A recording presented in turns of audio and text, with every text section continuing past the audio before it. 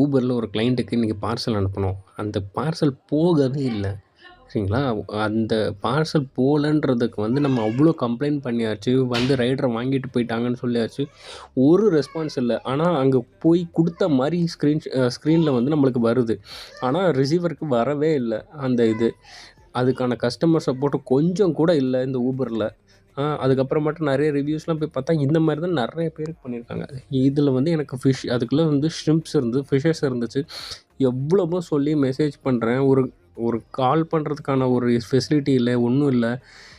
வேல்யூபிளான ஐட்டம்லாம் ஒரு வேளை போயிடுச்சுன்னா அவ்வளோதான் போல இருக்குது. இது இவ்வளோ கேவலமாக இருக்கும்னு நான் எதிர்பார்க்கவே இல்லை ஊபரை. இது வந்து ஃபஸ்ட் டைம் எனக்கு இப்படி ஒன்று நடக்குது.